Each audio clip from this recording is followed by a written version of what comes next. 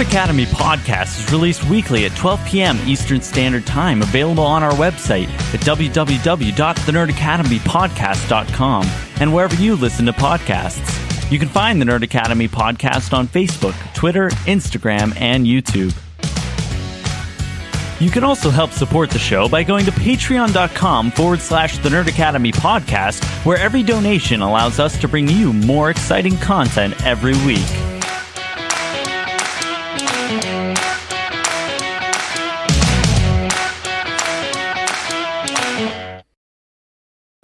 Good morning, class, and welcome back to the Nerd Academy Podcast, a show where your nerds bring you all the news and commentary in the world of geekdom. I am your host, Jarod Bachman-Stubbs, and we are here to do our series review for Falcon and the Winter Soldier. Travis and Lexi aren't around. Lexi's taking all her finals, so wish her much luck about all of that, and Travis is helping get her out of state college. But while they are away, I am here to hang out with some friends from the ComicBookCast, and we got Mitch and Shawn here. Hey, people. What's up? How you doing? I still Very really excited. appreciate that intro. I enjoyed that intro. It gives me chills. Like, nobody introduces me like that anywhere. You know, I get really dirty looks when I walk in the door, so this is nice. And I say, I just give Shawn the old, like, and it's Shawn. I mean, to be Hey, fair, listen, we run a little bit of like a clown car college here at the Nerd Academy Podcast, so I got to make sure I give everybody a big hoopla when they come in to make sure they come back. I had a nice warm feeling in me when you said that, so I appreciate that. Thank you. No problem at all. I was blushing whenever Shawn told me he actually listens. All of you guys, I was like, oh, you guys listen. You guys listen to Amateur Hour. That's so adorable.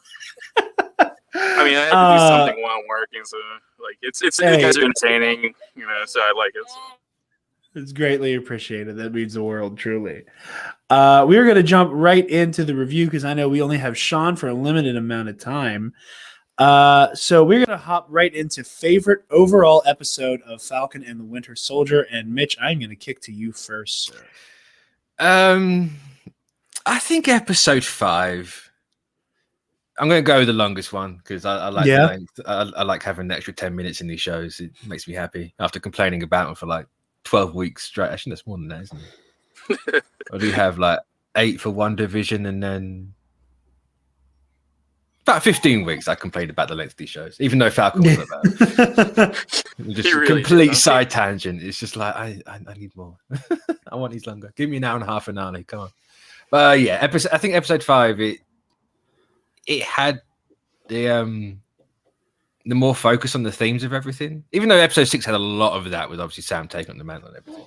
But I think episode 5 did it a lot better. And yes, my favorite for it. Also, I had a lot. I like my character moments and stuff. And episode 5 was essentially just like, hey, here's an hour or 50 minutes of character moment. Yeah. No, that's fair. I can agree with you on that. I know, at least for me, every episode built on itself. And like the further into the show, the more and more I started to like it. So I get that completely. So episode 5 makes sense for that. Shawn, your favorite? Oh man, this is hard for me. Like, cause choose a favorite child now, quick. It's kind of like, for me, I feel this is kind of a weird answer, but it's like kind of unfair. But I think that it's like tie. But if I had to choose, it would be the introduction to Isaiah Bradley, just because of the fact that like that's a very significant character. I can't remember. I think it was episode 2. Man, I'm gonna probably get fired for not knowing these episodes. But like, yeah, I think the episode that introduced that Isaiah Bradley in, you know, because it just was like such a significant moment and like great. It just built a lot of like it took a lot of the peels off the onion to show that there was more than just Steve in the red, white, and blue costume, you know, and like I don't know, you know, I think that was like one of my favorite characters in the comics, and like I was just glad to see that we could bring that character in. Yeah, no, I can agree with that. I know. Shout out to Jerry from Bombadcast and his Marvel show, Cosmic Cubecast, because whenever we were on, I remember I got to guest on that and talk about I think it was like the first episode, right, where I was like, oh, like you see Isaiah Bradley in the credits and whatnot, and I'm like, okay, like I think I see where this is going. And then I was like, okay, this is how I think the whole series is gonna go, and then everything I said happens in episode 2. And like everything, Isaiah Bradley, Power Broker, Zemo, like all of those get name dropped or show up, and I was like, okay, I am officially out of prediction juice, and I have to just kind of ride the dragon here, and I really episode 2 sold me. Like episode 1, it had piqued my interest, and like obviously I'm gonna love it and like it because it's Marvel and it's Captain America and whatnot. But on that, like, how much am I gonna like it level, episode 2 is definitely the one that sold me. If that makes sense. What one was episode 2 again? Star Spangled Man. Yeah. It's the episode where they first throw down with the Flag Smashers. For me, I always make fun of myself because I always say that I have finale bias. That I'm very much the type of person who loves to see how the story wraps up, and I like to see things with that bow on them. And for me, even though it's the episode that has 2 of my biggest complaints about the series, which is killing off Carly and making Sharon the power broker. However, I stand by the fact that she's a Skrull, so I'm not going to. I've been recruiting like the Skrulls. I can neither comment or I can't confirm or deny any of these rumors. So. Here's the thing, Sean. I wouldn't ask you to, especially because now I have. It takes every ounce of being not to say. Especially with how often you were on, Mitch, and you as well, Sean, because all the CBC people who are on. We've started an official Nerd Academy Skrull tracker document in our Google Drive. Fantastic. It's gonna be really busy in the next couple of months. So yeah. Oh, couple of months. That's interesting. Whoops. This is why every time I'm just like, hey. I think Mitch has had to edit like 100 times and like stuff because Yeah. There was one time where I cut out like half an hour. I'm just like, wow, we talked about that for a long time. Cool, goodbye. Yes, like, it was like the whole show. Sean, I know I cannot ask this of you and it not be like a biased thing and maybe cost you your job. So you're going to be excluded. But Mitch, can I officially put you down on the document as well for Sharon Carter? I mean, I feel like I'm the one that started it because I had that idea. I didn't see anyone else mention it, and then I kind of said it on Twitter, and then everyone started saying it. So yeah. Okay. All right. I'm going to claim $1 every time someone mentions that theory. I will. Here's what I will do. By the time Secret Invasion happens, part of me wants to just make merch that's just our Skrull predictions. That's cool. And just print that onto a T-shirt just to see like who all was right and how wrong they may have been. I feel like if Sharon's not a Skrull, then I don't know what life is. I'm at that point. What you could do for T-shirt and stuff like that? Just take all the predictions and make art, like faces art, but just scrollize them. That's not a bad idea, actually.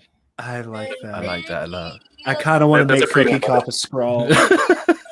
I would buy the Sharon Carter one if that. But yeah, okay. Well, okay. If Sharon Carter is a Skrull and we do make our Skrull tracker list a shirt, Mitch is getting a free Skrull tracker shirt. Excellent.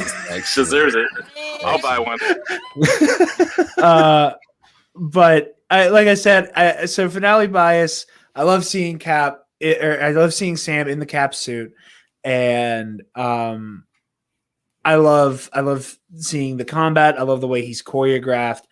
The speech is fantastic. I was brought to tears by the scene with Isaiah Bradley and the Smithsonian. Mm-hmm. I liked the episode more than the things that I dislike. Took me a couple watches, took me, thinking about it for a couple weeks to get there, but I've definitely arrived there. I also have to say, it's like the whole back half of the series is incredible. It's the stronger half. I do love episode 5. However, the world is watching is really good. I like getting into the head of John Walker and the way that we do in that episode. Yeah. The very clear allegory about policing in the United States. It's on display.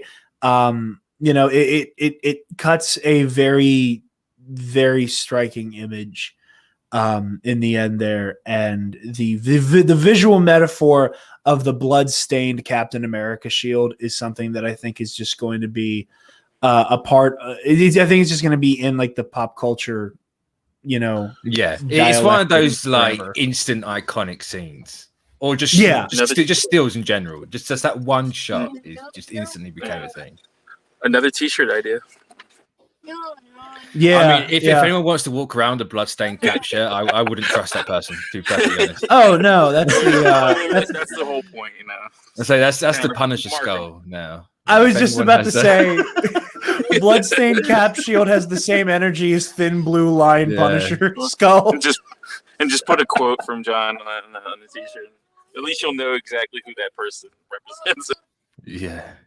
No, that's what you do. That's the quote is you pick, do you know who I am? Oh, God. And it's like, yes. Like your shirt said everything for you. Yeah. I think I was going to say, I think Marcus and everybody that was writing that TV show, they that was part of the message. I think that like the image is iconic. Maybe not. I agree with you completely.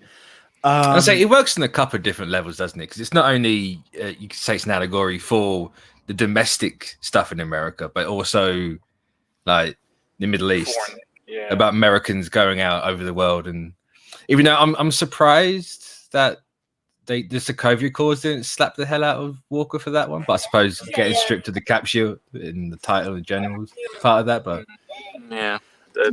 I also feel like, and it hasn't been addressed yet, and I really hope that it does at some point down the road. Is it just kind of feels like the Sokovia Accords died during the blip, but they didn't come back? See, I haven't got that feeling at all. I don't know. They used it. Sword used it against Wonder in WandaVision. Yeah. Like they outright said, this violates the Sokovia Accords, and the Sokovia Accords aren't going anywhere. Yeah, I was gonna say, I want to say they mentioned it in Falcon in this. Yeah, I think they only mentioned it like once early on, but I can't remember exactly. Yeah, that would be interesting moving forward and I forgot that Hayward says it, but by the same token, like it doesn't feel like any of these heroes are being held back by anything. Like the fact that Falcon and Bucky just show up and they're down to clown in Europe. Yeah, well, I think the Sokovia Accords it was a part of the discussion in the background, whether to heavily imply that the Accords are still there, but I think future stuff is gonna play pretty heavy on the Sokovia Accords. So they're not going anywhere. It's just kind of in the background, and that's why they kept mentioning it. Because it'd be interesting for the Young Avengers to have that. Yes, great. Thunderbolts that is a Thunderbolts as well. Yeah, Dark Avengers. Yeah, because the Dark Avengers are coming. There's no way anyone's going to tell me no on that. Feige could look me dead in the eye and say no, and I'd be like, I don't trust you. They set up the Sokovia Accords for a reason, and then it's just for future. It's for it really didn't play too much into the stuff after Civil War because of the global it was kind of a galactic scale. So at that point, Sokovia Accords didn't mean much, because half the people in the world didn't exist, so, and that include the government. So like now the government is back, like half the government's back. So like you're gonna see more of it, especially in the, I want to say Armor Wars. That it's gonna play not a huge role, but it's gonna be played in that show. So don't forget about the Sokovia Accord.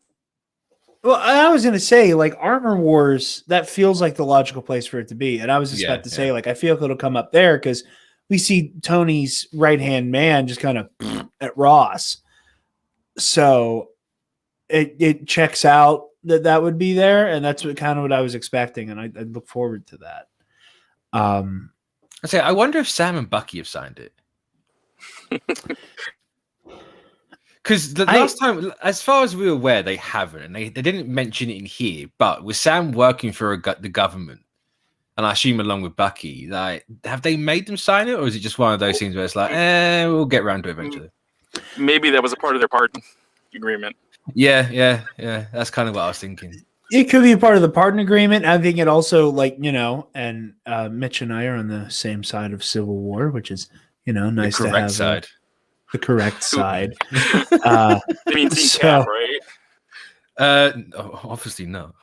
No. I mean, we no. You don't have red and gold over red, white, and blue any day. Yeah. Well, yeah.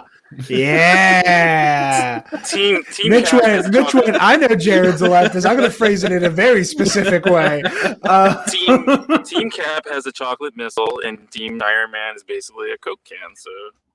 I mean, what I would say one's dead, but that's completely redundant on my part.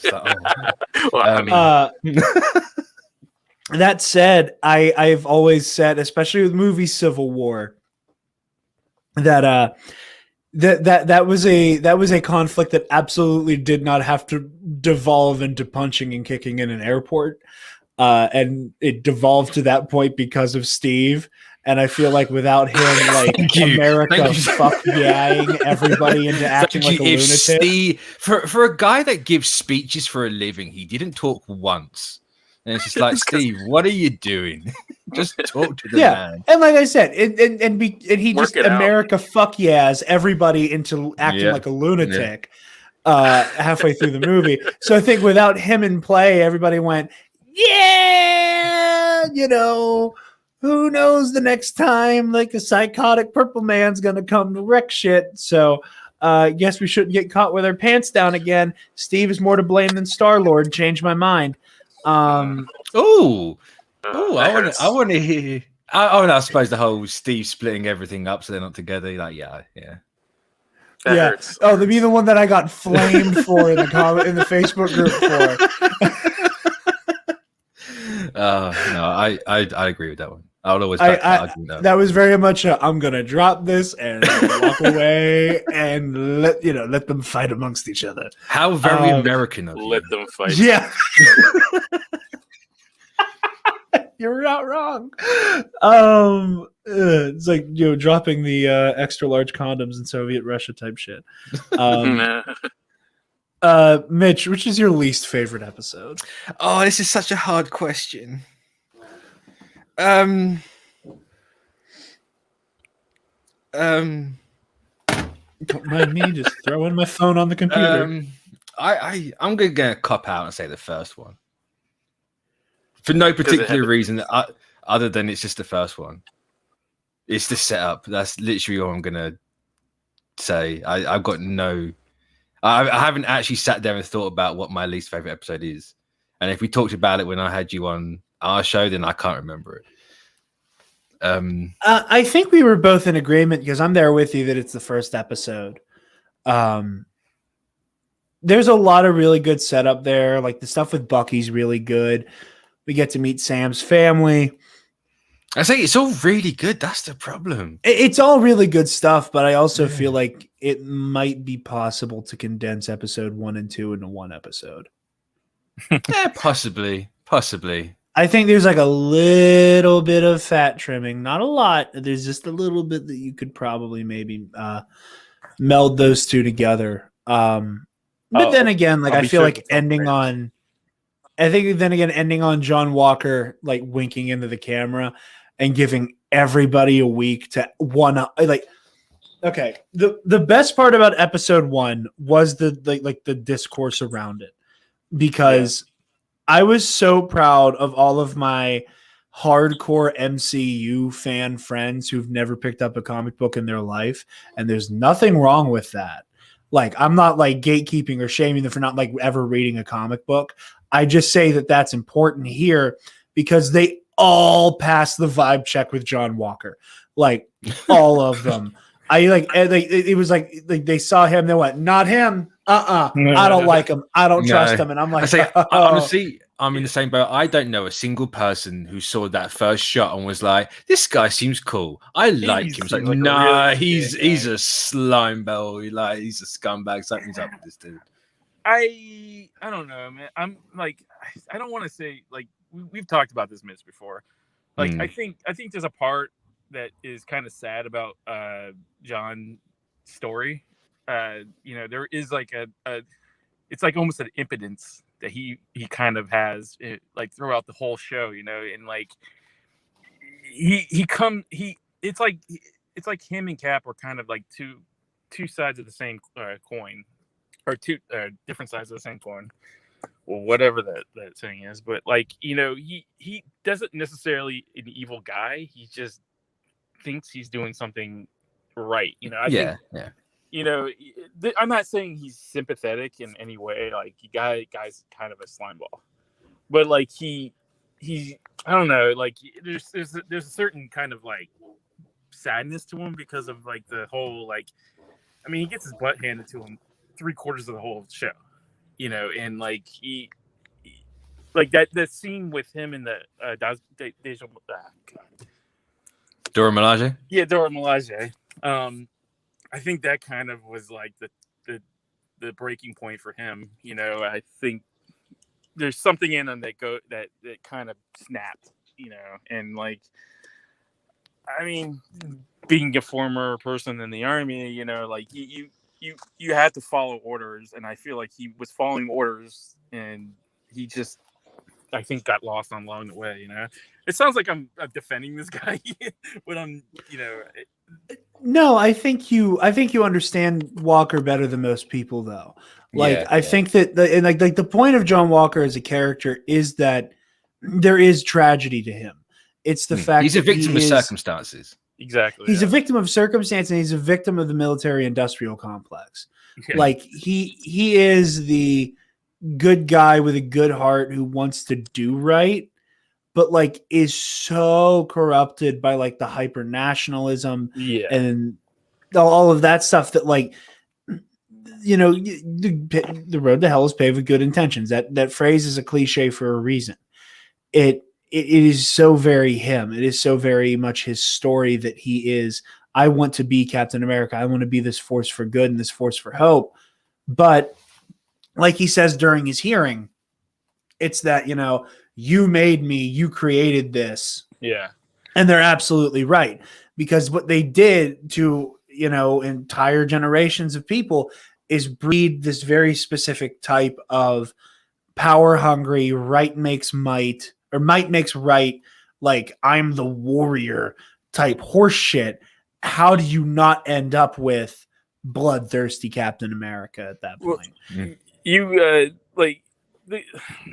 I completely agree. Like you throughout your whole entire career, you get told one thing when you're in the service is like, you are.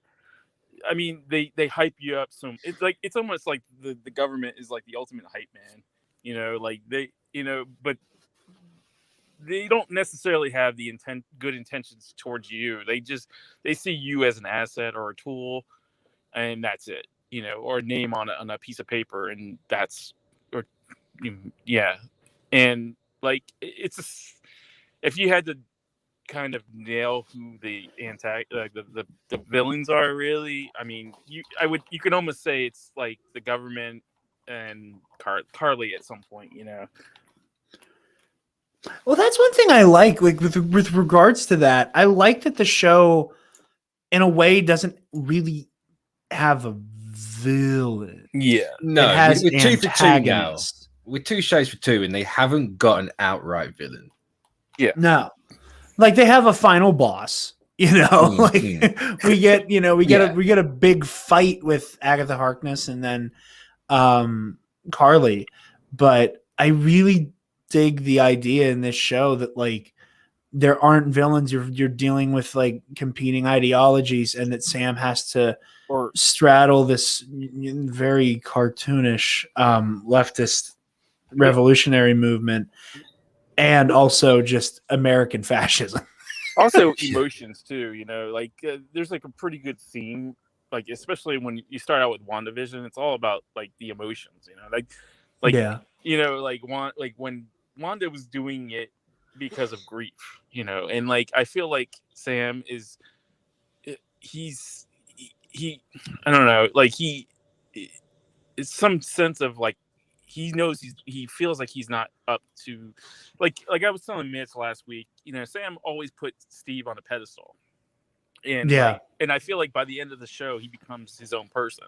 And like there's like a couple lines of dialogue where he's like usually if you hear Sam, he's kind of like he's like it almost feels like he's googly-eyed. Maybe that's just because how Mackey's portrays it, but like he always stared at Steve like at awe, and I think that once he met like Isaiah, because the veil kind of got lifted a little bit, and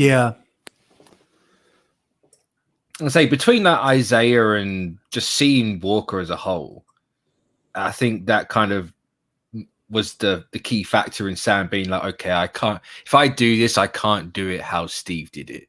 Because that's the whole point of Walker, right? He's trying to go out there and play it how Steve played it. Exactly. He's like, no, I had this outside perspective of how Steve played it. It's a warped view of how Steve goes about it. I'm going to do it this way. And Sam's looking at it going, that's just going to lead to constant mistakes. I'm not Steve. I don't have his life and his mentality. I will make mistakes doing it that way.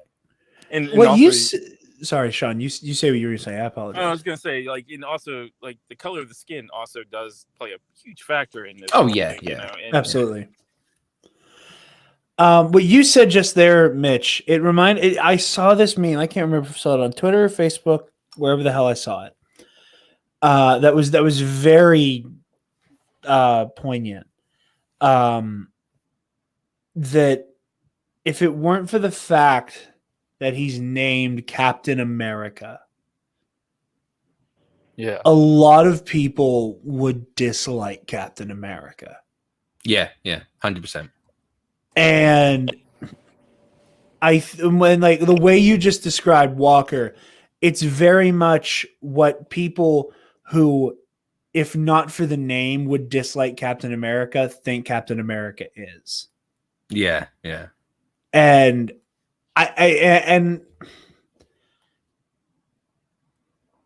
I love Sam being Captain America as a concept so much. I just love the concept of legacy characters in general, or like superhero names being more of a title that gets passed down and traded off and on. And the more I think about it, and the more I think about this show, and I think about Sam's time as Cap in the comics, like over the past couple of days, I've kind of like started to realize I think I like Sam's Captain America more than I like Steve Rogers. And in the same way that like I like Kylo Ren more than Darth Vader, it's because like you don't get one without the other. Yeah. And like loving one comes with a conceit of loving the other one. Yeah. Well, No, you're good. I was just saying that like I'm kind of doing that like that legacy character thing again that I did with Kylo Ren with Sam. And I'm like starting to notice that, like I think I like Sam as Cap more. Yeah. For all of those reasons. And you're gonna notice throughout the whole like the next couple shows that's a huge factor in like all the other shows, because like all these shows are kind of legacy shows because things get passed down from person to person, and like it's gonna be a pretty strong theme throughout all the rest of the shows coming up. I very much look forward to that. I love that concept with comic books a lot, and just stories in general. That excites me. That makes me very happy to hear. Also, shouts out Lexi. Just got the message. Finished her first final A-. Let's fucking go, boys. Hey, anyway, Congratulations. Shouts out while she runs the goddamn gauntlet today. It's weird. It's weird hearing that you guys have got tests, because over here it's what we call a bank holiday, so no one does anything. You just sit. No, it's just a day off, and it's like there's tests on a bank holiday. What? it's throwing me off. It's really weird. Bank holidays are not huge. Yeah, not many of those. And even when there are ones, that it ends up being a goddamn furniture sale.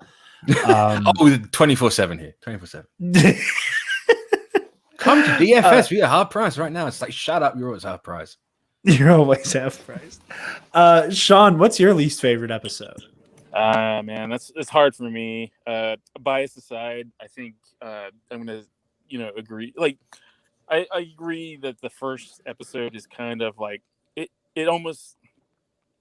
I don't know. I think people don't like it because it's set up, because you never expect anything huge to happen in the first episode. It's just sort of like a catch up. And it kind of, like, I don't want to say it hurts the experience, but, like, it does, like, you get excited for, like, shows like this, and, like, you want to see something huge, but usually the first episode never really delivers a huge revelation until, and I can almost say that this kind of breaks the cycle, because, like, that John Walker thing was kind of, kind of a nice, explanation mark to the episode, but yeah, I would agree with like the first episode, because it's just like kind of a catch up, like where are they now type of episode. So yeah, I agree with you on that, and I spoke my piece with Mitch's. So, and we've been kind of dancing around this question already, but favorite characters of the series, like who is the real standouts for you, Mitch? I know I'll dug on John Walker with the Live Long Day, but I think I still really enjoyed what I did with him. I'm not entirely sure if I say he's my favorite, but I did enjoy how they took it. I'm not sure on the attempt at redeeming him at the end. When it's kind of like, hold on, you just like that. I felt like something that should have come down like in the next installment, like in Cap 4 or whatever. You seem a little too happy killing somebody. It's just like, this dude killed someone like 2 weeks ago, and he's now like he didn't just kill someone. He basically bludgeoned them with a national symbol. Yeah, and then tried to do it to Sam and Bucky's like 5 minutes after. Like, okay, yeah. and I'm really getting so goddamn tired of the like, oh well, like he's not the first superhero to kill in the MCU. It's like, yeah, he's not. And I love that. I think it was on TikTok. Somebody like showed what Walker did to the Flag Smasher, and then juxtapose that with like, okay, here's that scene from Iron Man 3 where Tony breaks loose. He has like the guns and like the one repulsor, and he's like mowing down dudes. One of the guards just immediately hands up. Tony puts his weapons away. Yeah. Immediately, and like the same way that like, like we've seen Steve, straight up murk people. I'd say the start of the Winter Soldier, Steve is just obliterating a boat. Yeah. And I think if at any moment kills people, I think he decapitated at least one person on that ship. Definitely. I mean, with that shield, at some point you would have, right?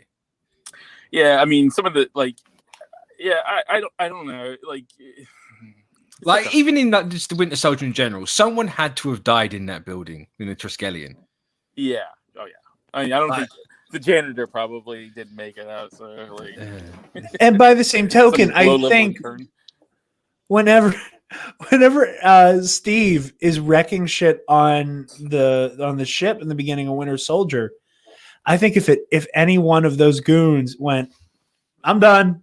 I'm not dumb. I'm done. He'd go, okay, you're in timeout. Go sit down while I beat the shit out of your friend. Yeah. You get to watch. I'm the guy from Iron Man 3 where he's like, I don't even know these guys. I'm out.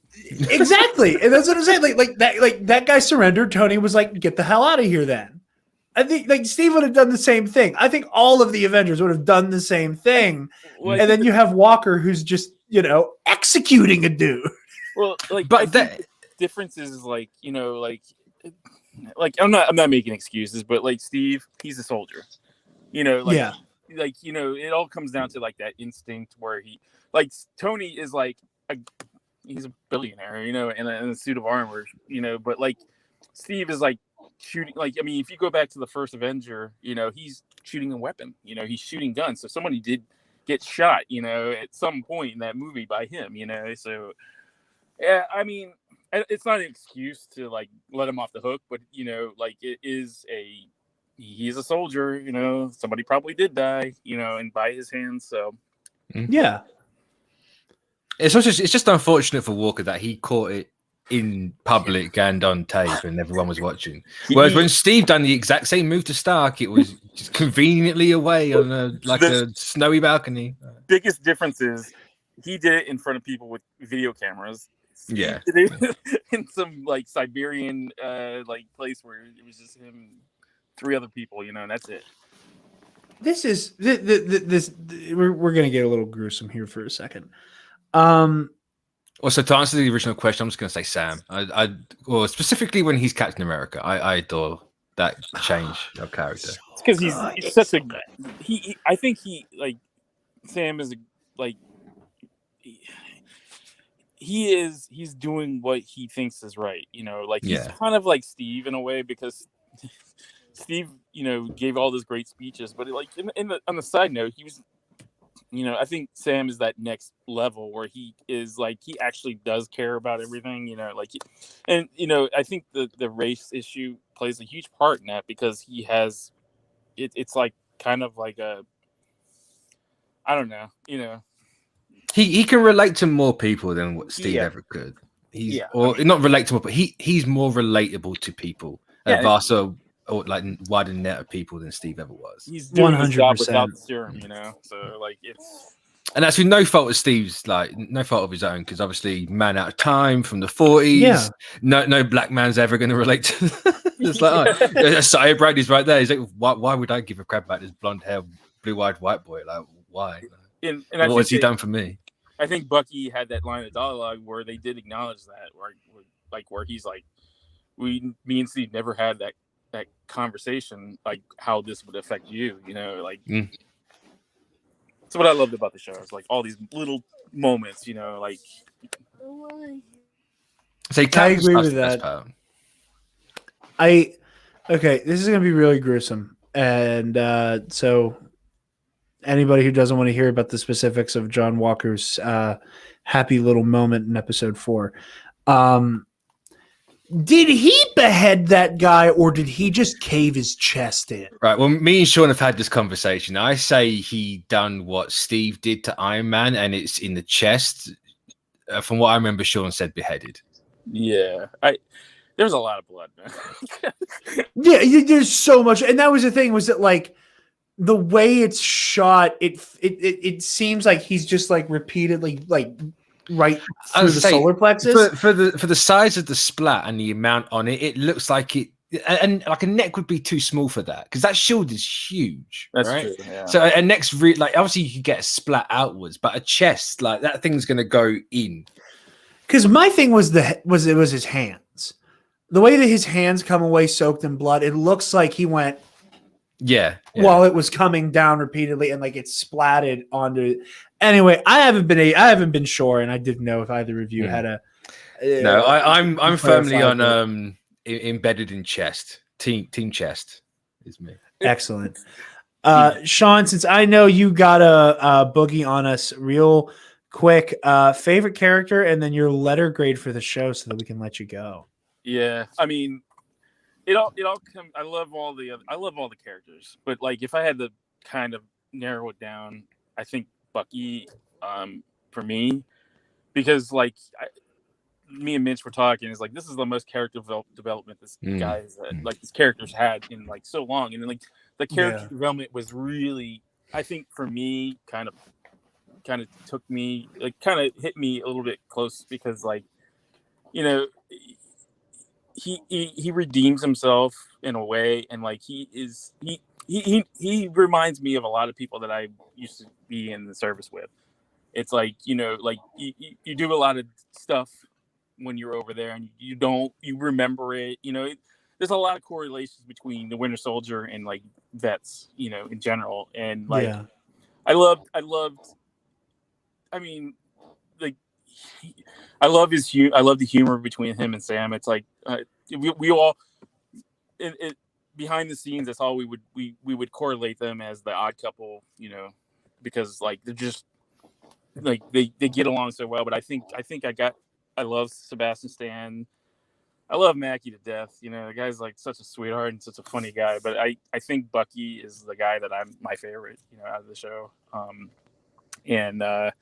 Yeah, I can't wait to see what you guys see of the future for that character.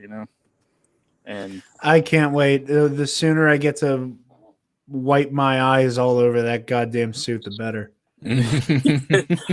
yeah. I like the blue suit, but it kind of a throwback to his old costume in the 40s. I remember telling Mitch I did like the brown. I love the brown suit he wears in Mad Report. Oh, yeah. But I think I like the blue suit a little bit more because of like that. Like it almost was like a homage to his old costume, and like I think that's what I think deep down inside that's what Bucky wants to go back to. Like that the Bucky of old. Like the innocent, capable Bucky. Yeah. Not that he's not capable now. He's very far from not being capable. Except for with the Dermalage. But I mean, giving it a letter grade, I don't know if I could. I mean, I might sound kind of biased when I say it, but like I think this. I loved WandaVision, but I think I love this show more because it has like it has really good message, and it sets up a lot of great stuff for Sam and Bucky and Zemo to come, and I think if I had to give it a grade, it'd be like an A-. All right. I like to hear. That's awesome. And I like to hear stuff about Zemo. But yeah. I'm not going to say anything. I'm not going to try to make you say anything else. You've already. I mean, you've already satiated me far enough. You can kind of assume that. I mean, he's alive. That know, and Daniel Bruhl is like always up to play the character as long as they want him to play the character, and like, why not? Like this is a really great character, and I think he's got a future in like the shows and movies. So don't forget Zemo. If anyone forgets Zemo, then there's something wrong with them. I mean, I agree with you. Sean, before you go, do you have any pluggables, any social medias that people can find you on, or do you just not want them to know?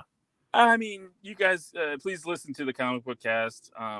Great guys. It's a fun conversation. Check out the spoiler cast that me and Mitch do over there.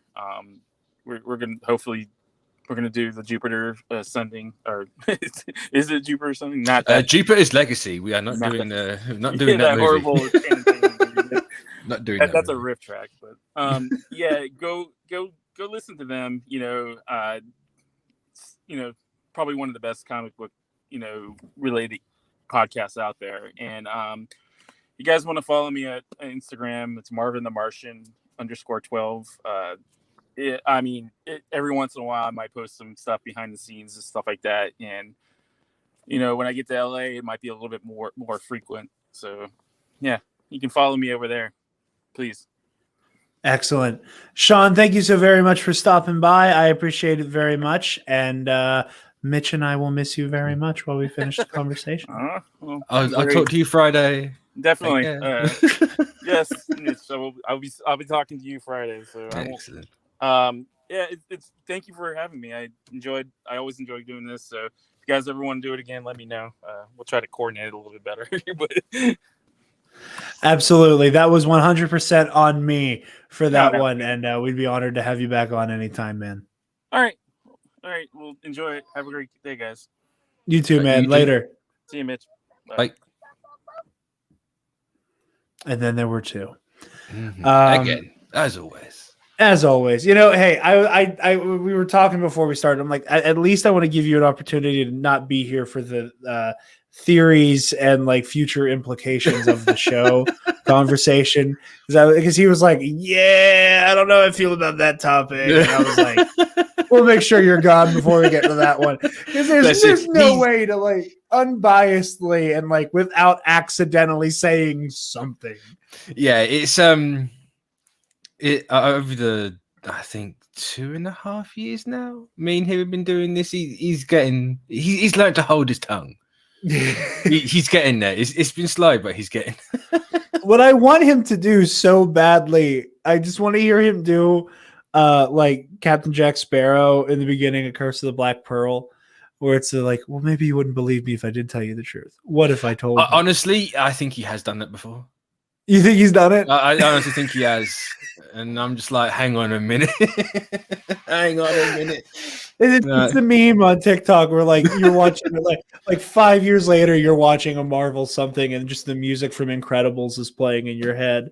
And it's like, son of a bitch, I knew the whole time. Like I was telling him, like, and I know I've told the story 1,000 times, how Travis and I accidentally knew about the ending of The Rise of Skywalker because registered bastard Jason Ward told us before we knew he was a piece of shit, but that's beside the point. I think I'm with you on Sam being my favorite character overall. It's a good mix of the fact that Anthony Mackie's so goddamn charismatic. Oh, he's I've always liked him as Falcon. 2014, was it 2014 Winter Soldier? It was, wasn't it? I want to say 2014. Yes. Yeah, so like 2014 with that, the slight bit in Age of Ultron, the slightly more in Civil War, and then did he do a lot in? I can't remember if he did a lot in Infinity War. I can't remember. It doesn't do too much, but he's definitely there for a good. I'll say he's definitely. He has some moments during the Battle of Wakanda. Yeah, and he also has that "This Is Awkward" scene in the Avengers compound. Yeah, so we've always had like little. He's always been there a tiny bit, and then he had probably one of the most iconic lines in the whole damn thing, that "On your left" in Endgame. Yeah, and it's just nice to see him get to act. It's the same as Sebastian Stan, that scene in Wakanda, like that flashback to with him and Io in Wakanda, where she tells him he's free. It's like this is the first time since 2014, even with 2014, like that we've seen these guys act. Yeah, and it's nice that they can actually do their job and cut loose a little bit and explore these characters a bit more.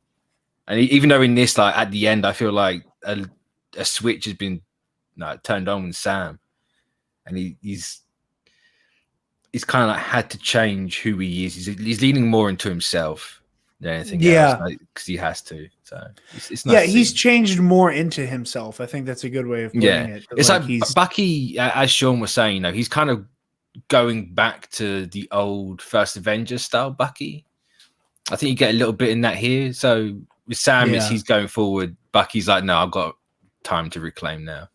I can be myself. Yeah, and I think that's Bucky's redemption story is so fascinating because he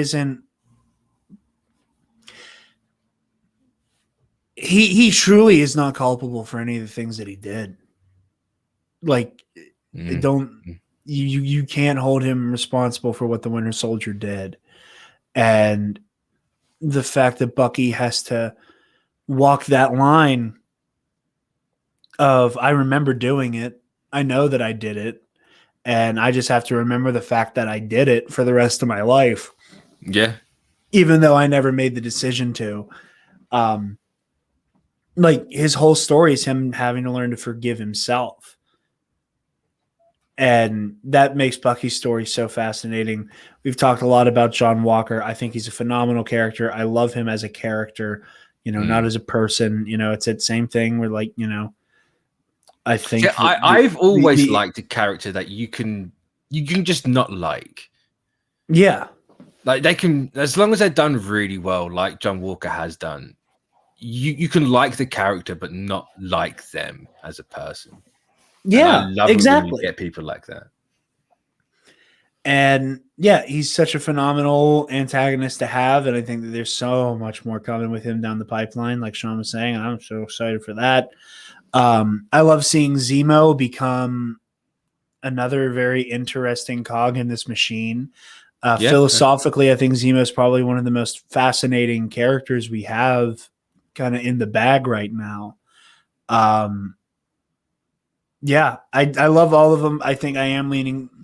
It's somewhere between like Sam, Bucky, and Zemo, like between those three. Yeah, because that Madripoor episode was fantastic. Yeah, like even just the scene of them walking on that bridge alone is one of the highlights of the entire series. It's just, I agree. Very well done. Only an American would think that a fashion-forward black man is dressed like a pimp. It's true. It's true. I wanted like Daniel Bruhl deserves an Emmy if for no other reason than like he kept a straight face for some of the lines that he had. I mean, that low fist pump in the club, like just that alone, majestic. Yeah, it's phenomenal. Zemo. I'm not even gonna do least favorite character like we normally do, if for no other reason than she's a Skrull. Carly. Oh, okay. Well, I guess we are having this conversation. Well, I wasn't expecting that. Wow. Carly. My thing with Carly, it's no fault of the actress. I thought she did great with what she was given. Yes. Watching the assembled thing and them going, we wanted this like the innocence. They got the right actor for that job. It's purely a case of it's a victim of circumstance again, but it's a real world one. A lot of her stuff got cut. There was clearly the Mad Bomb, or what everyone equates to Mad Bomb. If there's a pandemic, then you're clearly going to think of Mad Bomb from Marvel. Like that whole thing being cut, it's just so obvious that there was supposed to be more there. Yeah. She's supposed to have more of a plot, and unfortunately, she's the one that got the short end of the stick. So there's that. I think that Hollywood has always had a hard time writing left-wing revolutionaries, and that's just the thing. Is it like they never turn out like as a completely fully baked character? I agree. That every time it's just like this seems cartoonish. And then the fashy Looney Tunes end up being slightly more sympathetic, and you're like, but that is what it is, and it's whatever. And most of why that everything you said is exactly why I can't fairly say that Carly's my least favorite. Is that because, like, again, between the fact that Hollywood notoriously can't write left-wing revolutionary characters as antagonists.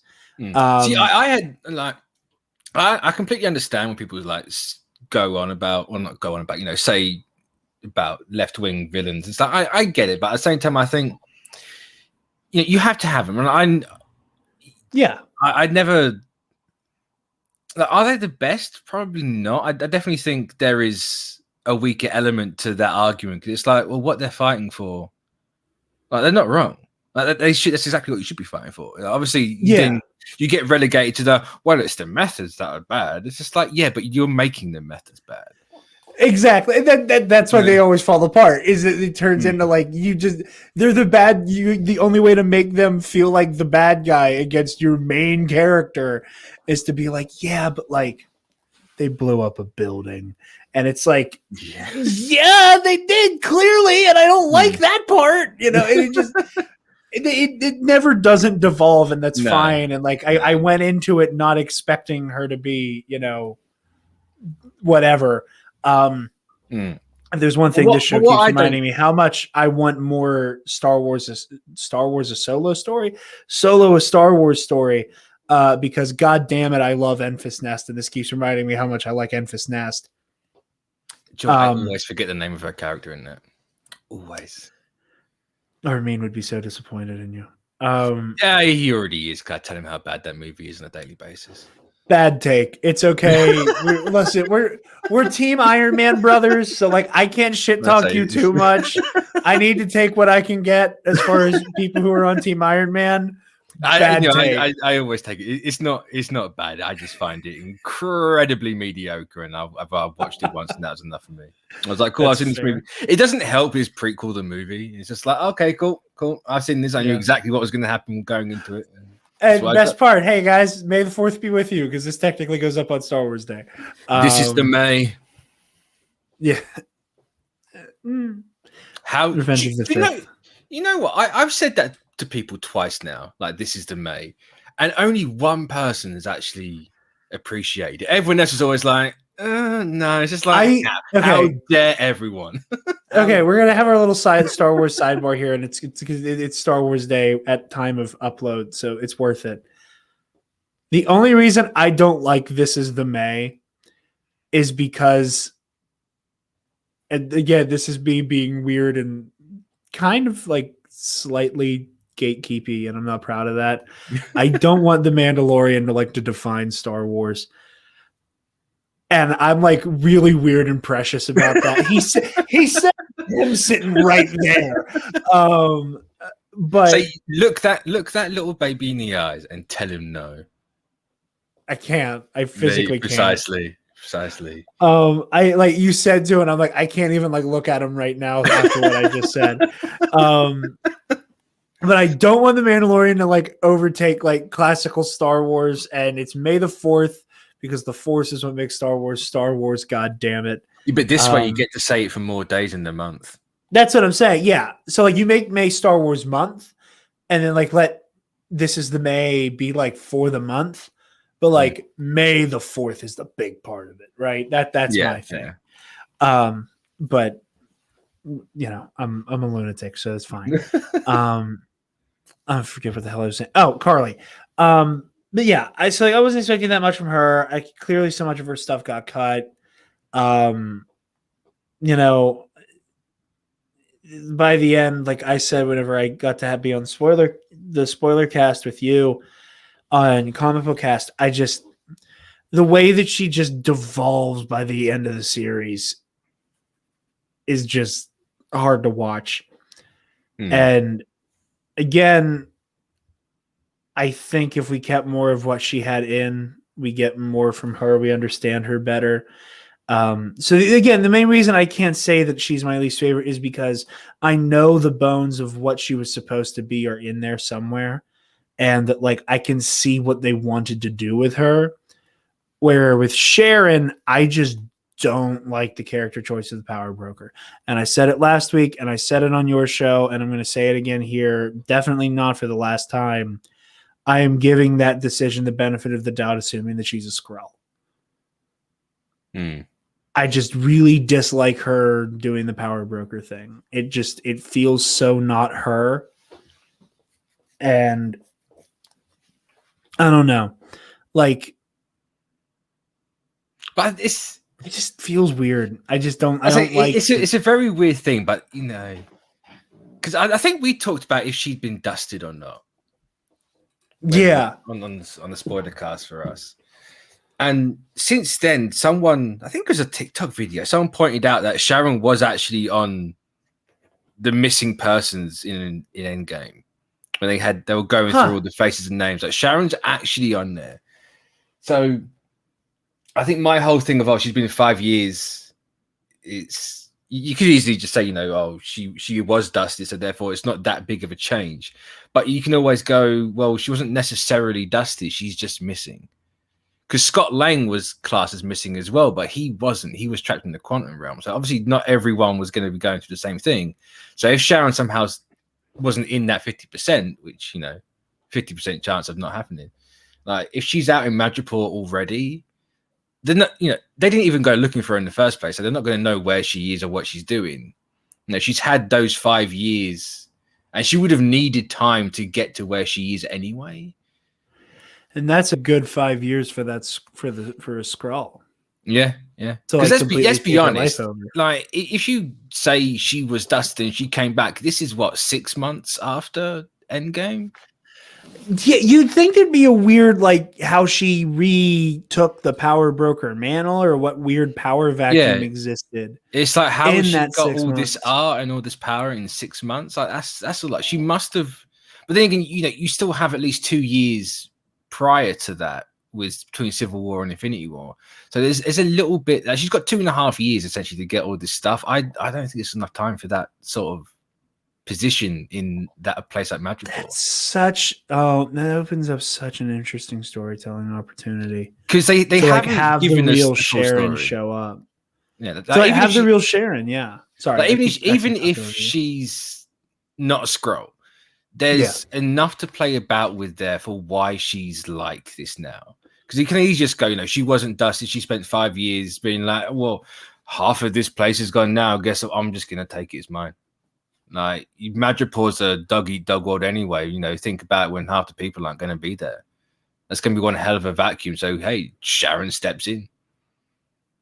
Plus, she's a spy. Spies are notoriously shady people anyway. Like, we haven't been given the full story of Sharon yet, and it's clearly coming down somewhere. Whether it's going to be in a Captain America 4, so we've got to wait for it, or if it's going to be like in Armor Wars or Secret Invasion, wherever it is, we're going to get more context to it. This was just a setup. And that's why I kind of refuse not to judge her too much on it. It's just like, from the setup, it seems like a really odd choice, and it is kind of jarring to see, like, this happy-go-lucky blonde girl fighting the government to give who she thinks is right their stuff back, and then it's like, no, fuck you. Yeah, honestly, it's so again, it's interesting, and that's why I hesitate to say who the least favorite is, because it's early to say, and I don't think Chloe gets a fair shake. I'm also one of these people where, even if I don't agree with a choice, I can, unless it's something horrendous. Like, if it's like a really bad choice that you can't, and like just completely out of left field, and there's no way you can make sense of it in your head, unless it's that bad, I will always. I couldn't sit there and say, "Oh yeah, I didn't like that character." Like, no, I hate what they've done with that. It's like, no, there's, in an evolving world like this, there's always going to be something more to it. So I'll keep that impression to myself straight away. Obviously, I can't keep it to myself completely because of talking on the internet about it, but I'll always just give it that benefit and sit on the fence with it and be like, no, I will wait for them to tell me the full thing. You read comics long enough, you're going to understand that you can't judge something based on one issue. There's always like Superior Spider-Man, right? There was that one cover where he shoots, there's Spider-Man with the gun, and people flipped out and sent slut death threats. Well, guess what? There was a reason for it. The only Superior Spider-Man comic book cover I ever had a problem with, and it's not even a problem because it's funny as shit, is the one comic book cover where it's is it Spider-Man and MJ? No, it's the one of him and Black Cat. And it's like him and Black Cat like rubbing up on each other. Yeah, and it's like, ooh, Otto, Peter, and Felicia. And then you open it, and the Otto, and that's the end of the story.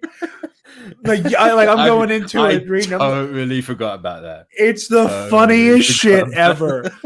We're gonna make them think that we're gonna have like Otto, Peter, and Felicia be a thing, and I'm like, ooh, like Dark Side Peter, who's actually Doc Ock, and Black Cat Gavin.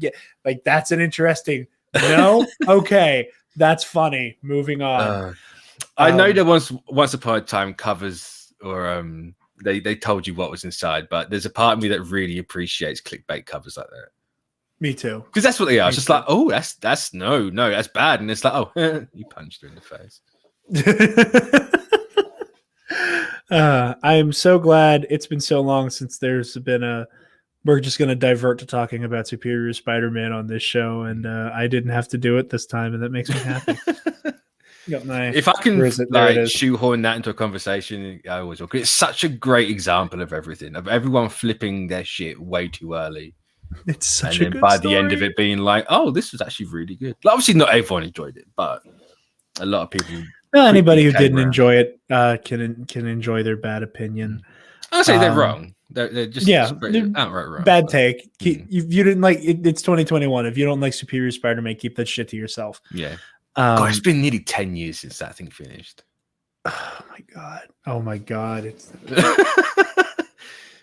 I'm gonna have to. Dude, to. No, that was like the first ever story like I actually read myself ongoing.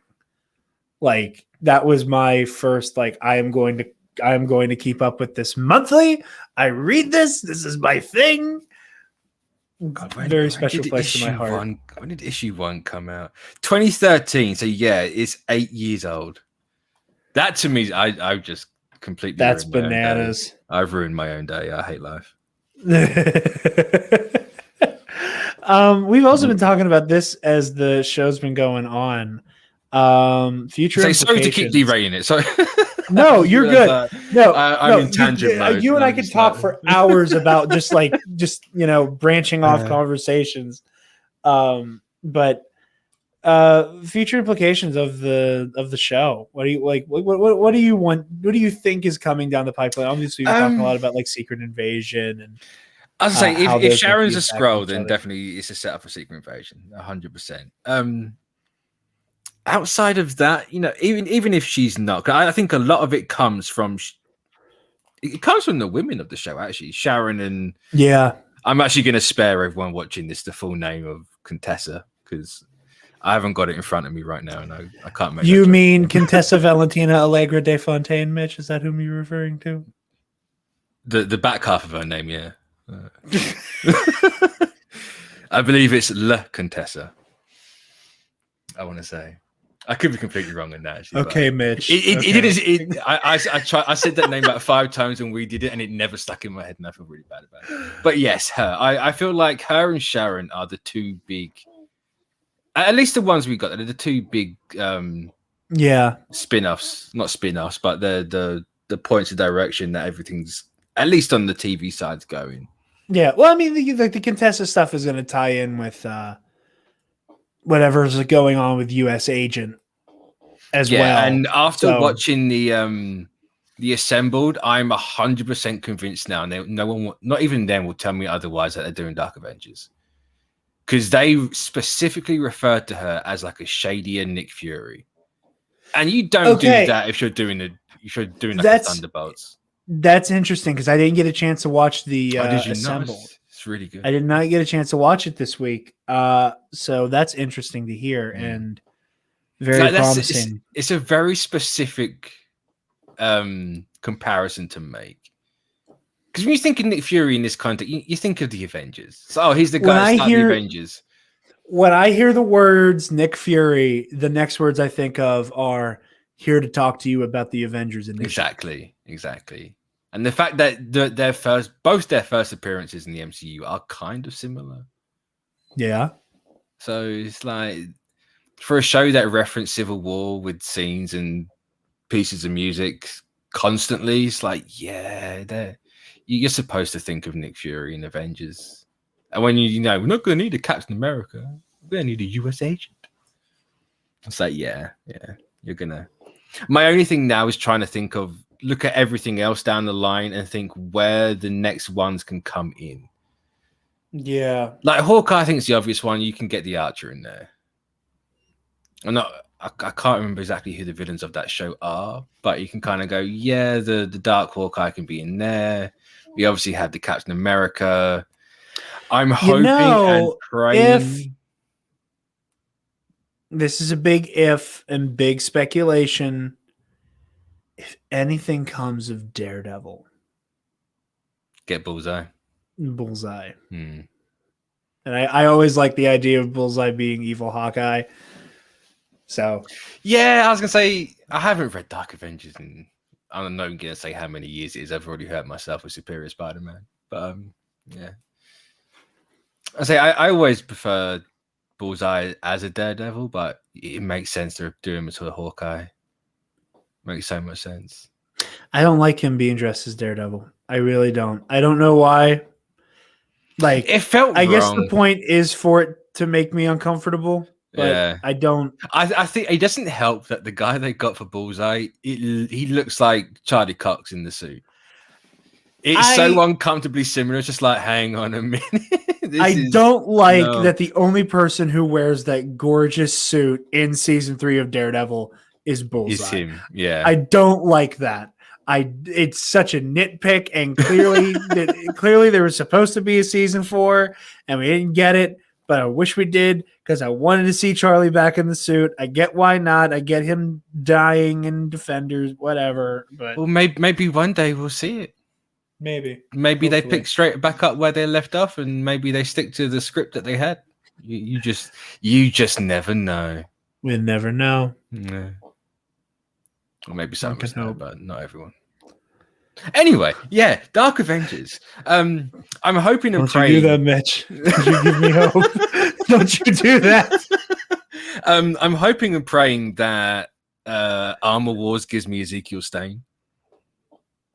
I am such a simp for Ezekiel Stane, and the dude's done nothing in his entire comic book history apart from look like a really cheap Iron Man, but I adore his suit.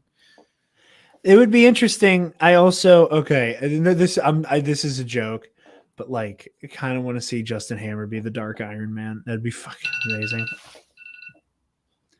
See, that went off the second you said about Justin Hammer, and I feel kind of about that. Yeah. I think that was my phone going, "Hey, no, don't do that. Just let him dance." Justin Hammer. He and Zemo can dance battle to see who gets to lead the Dark Avengers. I mean, a battle implies equal sides. You know, Zemo. I mean, obviously. I agree with you. The Dark Avengers is such an interesting prospect, and I think what makes it the most interesting is the idea of having Dark Avengers while there's no actual standing Avengers team. Yeah, because the pieces they've got at the minute, and obviously it ties in as well because, hey, we've got Eli Bradley. You know who Eli Bradley is and who he leads. So we have our little Patriot here, and everyone's like, oh, he can't be Patriot. No, he hasn't got powers. And it's like, precisely. That's Eli Bradley. That's exactly what happens. And both Young Avengers and the Dark Avengers kind of formed in this time when there weren't an Avengers team. You know, they come after the Avengers disassembled event because no one really liked Avengers at the time. So there was this power vacuum that Marvel had. And it's like, hey, well, you know, have people step up. The government's clearly going to want their own Avengers team because why wouldn't they? Or even Hydra, they can just be like, yeah, we're Leviathan or whatever we're going to call ourselves now. And here's a dark team. And then it's a perfect reason for a Young Avengers to step up. I assume we get the Dark Avengers before Young Avengers, just because otherwise, two teams stepping up in the same movie, you can kind of do it, I suppose. But I think it'd be better if you had an Avengers team established beforehand, and they were like, "No, we don't like how you're doing things." Yeah, I think that like you can slowly start to put them together in like a mix of like TV and movies, and then have like the big. They're here. They're the acting force, and then you could have a team of youngins collab to take them on. I love that idea. I love the idea of seeing like again, kind of like the dark, bastardized, you know, in the same way that John Walker's Captain America is with people who wouldn't like Captain America, except for his name. Think that Cap is. I would love seeing the like that extrapolated onto every other Avenger. Yeah, and then the new class having to take that on. I was going to say we're in a period of legacy because what do you do after Endgame? Right, you got all this. You've lost your two big guns or your two most like well-known, iconic ones. Where do you go from there? And it's obviously legacy. And there's two sides to a legacy. It can go good, it can go bad. And if you're passing mantles on, then who's to say you're passing them on to the right people? And who's to say that a corporation like the government or government corporation? I would say I couldn't agree with you more, Mitch. I like that one. Like an Leviathan wanting to capitalize on that name and be like, no, the Avengers are the good guys. What are you talking about? And they're doing the things that they never would and never could. That'd be a really cool line to take, actually, if you completely take that line and twist it. So they're here for to do the things that we never could. And, they're here to do the things that they never could. And it's like, Make people feel dirty that's about good. it. Make people That's feel good. really dirty about it. That's really good. They need to hire you for marketing for Dark Avengers when it happens. I keep trying to get my foot in the door and it ain't happened yet. Who knows? You might know a guy. It's like Feige, please. That's funny as hell. No, yeah, I'm right there with you for the future implications. That's like the big, like who knows what Cap 4 looks like. All I know is I have big, puppy eyes at the potential for Dark Avengers and Thunderbolts and stuff like that. Overall favorite moment of the season, series, whatever it is. I think it's a tie. I'm gonna go with a tie on this one. Okay. First being the catch with Bucky and Sam in Louisiana, just that whole conversation and scene, just throwing that shield backwards and forwards, and just the I'm gonna say shock, but I don't think shock's the right word. Of Bucky just saying, him and Steve, while talking about it, never had the conversation of what it would mean for a black man. Because obviously, that's a great moment. Yeah, it's something you don't see all that often, or at least I haven't seen all that often when things are dealing with similar themes and issues. But it's like, why would these two white guys from the 40s ever think about that? Even two white guys from now, they would never think about that. Yeah. Why would they? You haven't got that experience. You don't know. You obviously you get told about the different life experiences, but it's not something that crosses your mind every day because you just don't live in that same world. Exactly. It's not like at the forefront, so it wouldn't occur to somebody. No, that's a great pick. And then you said it's tied with Sam's speech or Sam's conversation to the senators, where he's like, you never stop to ask why this teenager is willing to die for this. It's always, oh no, she's just clearly a terrorist. And it's, I don't know. It made me think. It's like I never, guilty of being like, oh, clearly a terrorist, and it's like you never actually stop to think why. Like, what are they doing it for? Like, obviously, there's that age-old saying of one man's terrorist is another man's freedom fighter.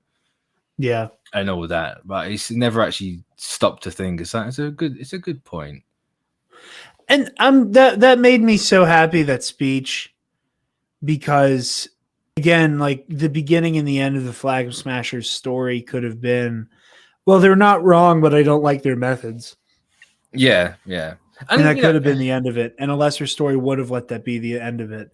But I think they made the right decision by having Sam go, no. How do you think we got here? Yeah. What role do you think you played? Because you played a role. It's like the show never, there's people going out, oh, Marvel's military propaganda, it's this, they're saying that this stuff's bad, and completely ignoring the fact that Sam literally looks Kai dead in the eye and goes, no, I agree with you. Like, what you're doing isn't, or what you're fighting for isn't bad. It's just, is it obviously this the way you're going about it is bad, which, blowing off a building full of people, bad, Carly. But to actually have that conversation with the senators at the end, it justifies it. You don't get that. Again, you don't get that very often. It's like, we're just going to sit here and willingly say, oh, no, message good means bad. Like, you get that, and then you get that little bit more. It's like, no, you have to go that extra mile with it.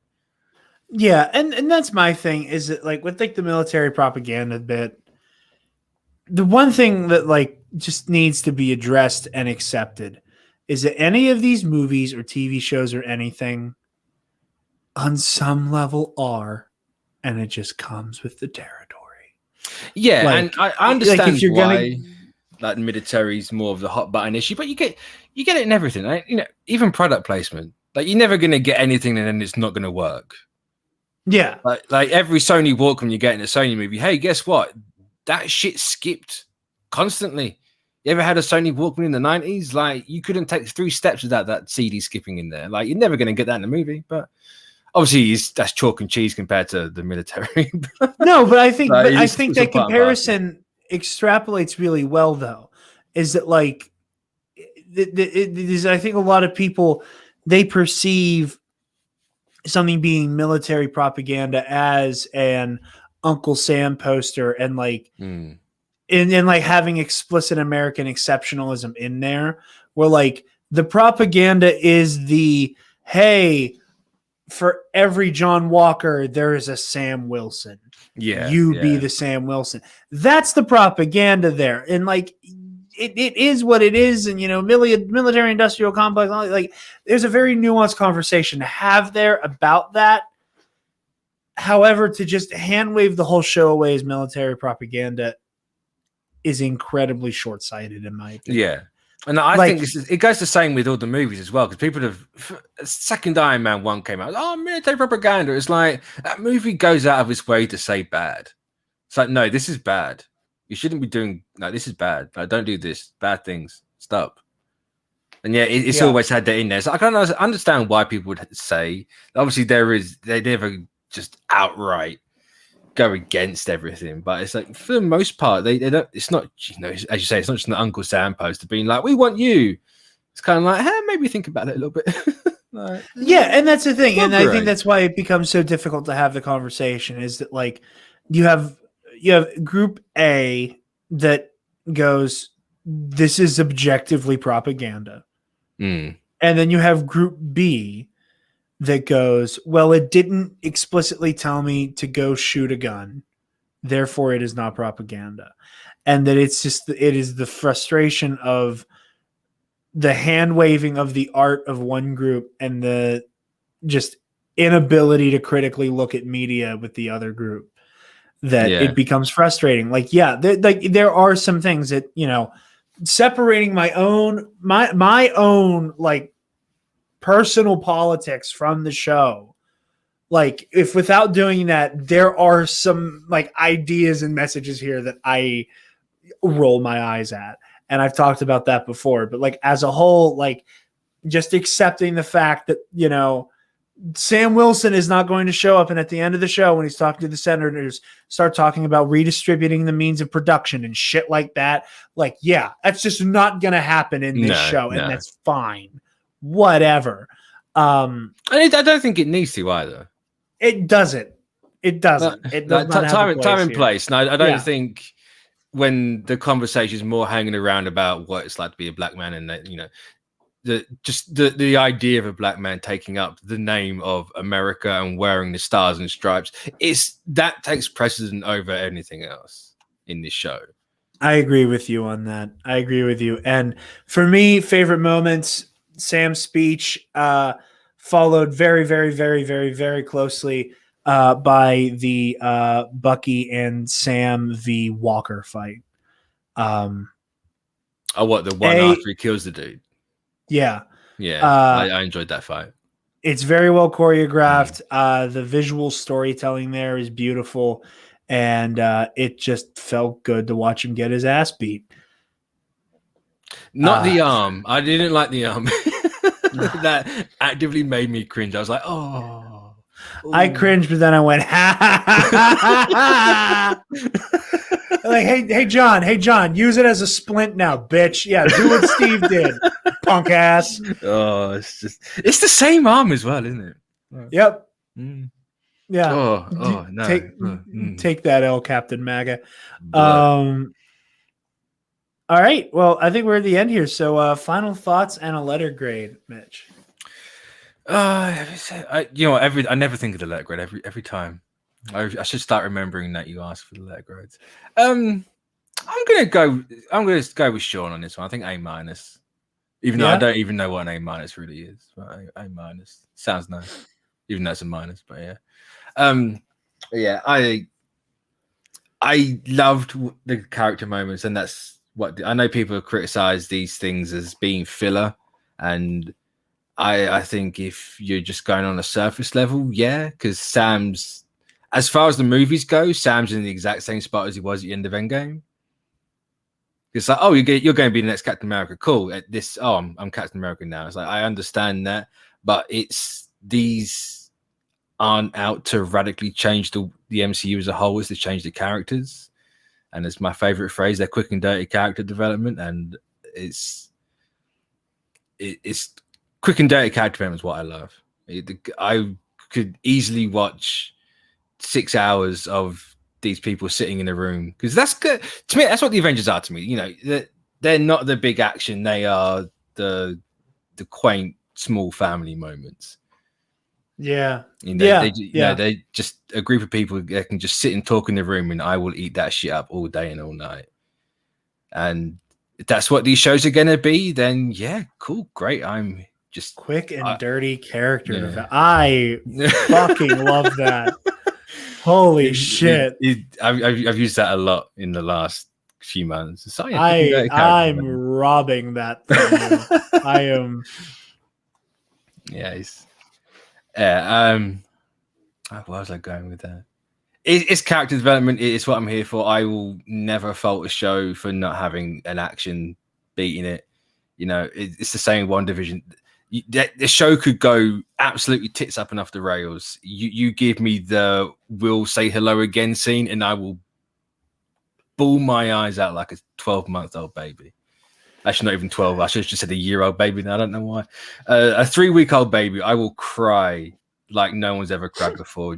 You could, you know, the world could be crumbling down around me, and it'll be like that. And it's the same here. You know, the episode 6, it has its problems. It's messy. It drops the ball on some things, but we have Sam Wilson being Captain America, and it's just that speech alone. Like, you know, even just saving the van. You think it's, you know, could it be Bucky? Could it be Walker? No, it's just this guy with no powers using 3 jets, and I'm not entirely sure how he actually pushes it up, but he does. And then he stops a helicopter, and just it all comes down to this speech in the street, and then being like, yeah, sure, I said this, and I can go help you out, and I'm always here to save this guy in the Hudson or whatever river it was. Yeah. I agree with you. I think I'm in the same boat as an A-, actually. You know, I think that's big consensus right there. Everything you said, I'm loving what the Disney Plus shows are doing. I'm loving every second of every one of these shows, really. Can't wait for what comes next. I can't wait to see what Cap 4 looks like. It's such a beautiful story. It's such an important story that's told here. You know, it makes me really, I like Sam Wilson as Captain America more than Steve Rogers, I think. And it's weird to say, but like, for the same kind of logic I have, like I said earlier, like for the same reason I end up liking Kylo Ren more than Darth Vader. That can only happen because of how much I love Darth Vader going into Kylo Ren. And like, I love Sam as Cap in the comics, but like seeing it come to life, it just that first different. That first shot where he just comes in and he just frisbees that thing through that window, and it's a dark shot of the suit, but it stands out. It's as you said, you know, it's bright. It's brighter shades. There's a lot more white. You know, both Walker's and Steve's suits are blue, white, red, or blue, red, and white. Sam's is white, red, blue. He's the exact opposite of their suits. Yeah. There was just something about seeing it come to life and like seeing like a real, like seeing an actual human being in that suit saying what he said. It made that like Sam Wilson as Captain America so real. Yeah. And I was blown away by it. So A- for me, looking forward to the future of the MCU on Disney Plus, and especially with these suits, especially with all the I caught some shit for saying this, that they're not holding back anymore, because not that they were ever holding back in the first place, and people are going, oh yeah, what was wrong with the suits before? It's like nothing. I've never once said they've done a bad. They might have misstepped a couple of suits, but there's never been a bad looking suit in these movies or shows or whatever. But there's a clear change in perspective in design, They turned it And up how- to 11. Yeah, and how they like you look at those leaked photos of Miss Marvel, you would not have got that 10 years ago. Not that Miss Marvel was around 10 years ago, but if she was, you wouldn't have got exactly that. Like I agree. They're clearly Yeah. the only way I could describe it, and the person just went, "I'm confused now." It's like, oh, I give up. They've gone from adapting to translating, and there's a big difference in those two words, and people don't realize the difference. You're very right. You know, it took us 10 years plus to get Stephen Scales, and if they kept the white biceps, great, perfect translation of that Captain America suit. They didn't. They adapted it. They just straight up lifted Sam's cap suit. And it's a translation. There's no other word for it. You could argue it's not because it's missing a stripe on the chest. I couldn't give a fuck. For the most part, it's a translation. It's 98%. Quite frankly, it's an improvement. If you're asking me, it's an improvement. I think the biggest drawback of Sam's suit in the comics, at least when he first started, was like the weird squiggles. Yeah, it's the wings. I always equated them to. They're trying to use the agent, the Shield agent, Captain America suit elements in there, and a bit of making him into wings for Falcon. And yeah, it just looked like squiggles on his suit. Yeah. And here, like they perfected. I will say Wilson's Captain America suit. Since we had the conversation about it, I've looked at it a bit more, and I think I noticed it with the Hot Toy when that came out. And Jesus Christ, that's so expensive, and I'll never own it because it's fucking huge. But in the comics, his suit has the circle around a star, and they've only kept the top half of that. The wings on the chest around the star don't form the rest of the circle, and it slightly bugs me. But apart from that, the suit is fantastic. It's like, oh, they have this semicircle, and then it goes around the star, and I'm just like, oh that's my my brain that drawing for your like entire life and obsessing over silly irrelevant details. I'm like, oh, that's going to annoy me. And I know people can't stand when I talk about that, but I always have to voice it. No, I understand that kind of thing. So I feel you. Like I said, it's right up there with Kylo Ren's mustache in The Last Jedi. I still need to go back and watch that. Yeah. Hey, happy May the 4th. Pay attention to Ben's face. He was shaving between scenes, and I don't talk shit on that movie because not enough people are nice to it, but it frustrates me. Once you notice it, you can't unnotice it. But anyway, Mitch, where can the lovely people find you and everything that you do? You can find me on Twitter at Mitch692. You can also find me every week on the ComicBookCast channel, YouTube, and wherever else we are. I really don't know. Google it, you'll find it. That's my tagline. But yeah. We have the podcast on the Saturdays, the spoiler casts around the weekend. Like it could be Sunday, it could be Monday. It depends. We're scheduling. You guys doing Bad Batch? Part of me wondered if I should. I'm not entirely sure if we will. That's fine. I don't know. I was just curious. The Bad Batch trailer didn't grab me as much as I wanted it to. I'm not sure because I look at that. There's people that's like, yeah, you're just a backdoor pilot and you're more supporting characters than anything. But I'm gonna watch it and I'm excited for it. But it's got a uphill battle or a slight uphill battle to really grab me over. Same for me as well. Like a lot of Star Wars projects, I'm more excited to see what's going on around the show more than the show itself.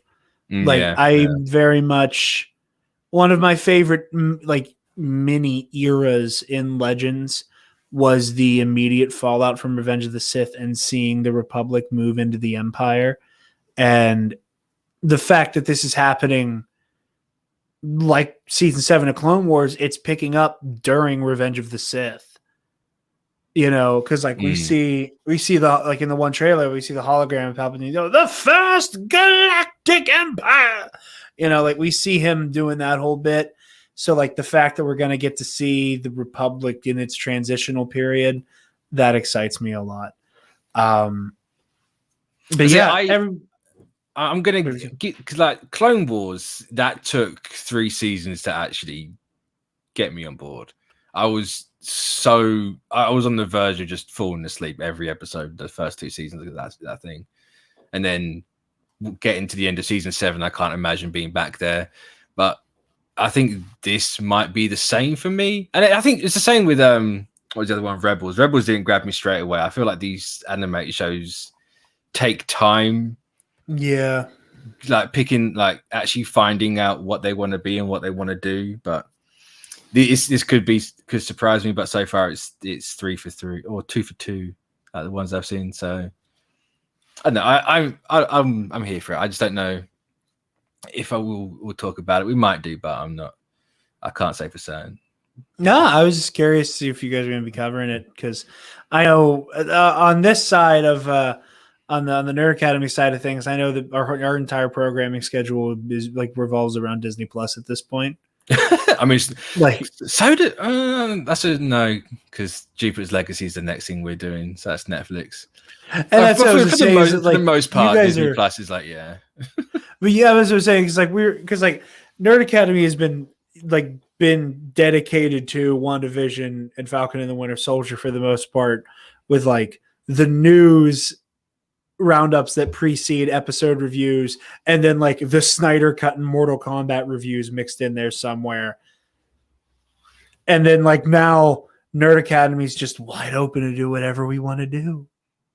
It's a nice, but Knights of the Nerd horrible. Republic is going to be owned by the Bad Batch for the next 14 weeks. We're in a period now where I didn't realize it, and it hit me last week. I was like, oh crap, there's nothing. What am I going to do for a month and a half? Because as you say, it's Disney Plus or bust at this point. And it's just like, oh yeah, Jupiter's Legacy is a thing. Of anything else, it's like, oh no. Thankfully, I've had Invincible. If you haven't watched it, please go watch it or even read it. I'm starting it soon. Oh, it's same as what I've been saying here. You can fumble slightly, but you give me that character moment, and the final 2 episodes gave me. They made what they needed to make land, and it's beautiful series. Very, very bloody and very violent. It shouldn't really be beautiful. Is not a word to describe it, but it's fantastic. I'm very excited to start watching it. But yeah, everybody go check out ComicBookCast. Check out everybody, wonderful, wonderful, wonderful people who run that channel.